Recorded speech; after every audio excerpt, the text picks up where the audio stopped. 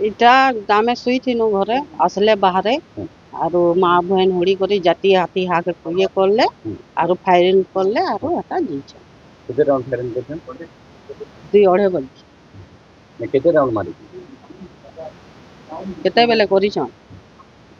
क्या किचन दा बड़े डायरेक्ट मारले ना घर के दुकान हां डायरेक्ट आसले बाइक थी खड़ा हेले 6-7 लोग थिले आरो नाम धरी धरी कर गाली देले हां का नाम था सुशांत सुना कहले तन सुना कहले गाली देले आरो माँ बहन होले घसिया जाती कहले आरो फायरिंग करी कर तीन दिन बाजी जे एहने 3टा बाजी छे भितरे कूलर थी गुटे बाजी छे अरे खिड़की छेदा है गतकाली रेलवे कॉलोनी स्थित शीतला मठ गणेश पूजार विसर्जन थिला तेणुकरी एमाने शीतला मठ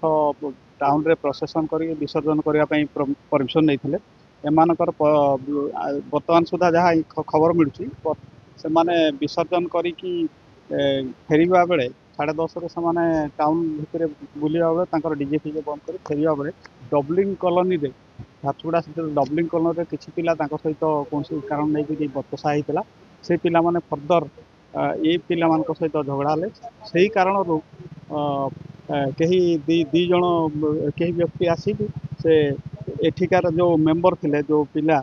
तांकर होची सोहान सुना सुशांत सुना तांकरी घर ऊपर को 3 राउंड फायरिंग कले आउ ग्रिल आउ झरका देकी 3 राउंड फायरिंग कले से बर्तमान आम यार रिपोर्ट पुंखानुपुंख नहीं तदंत करूँ तुरंत अरेस्ट है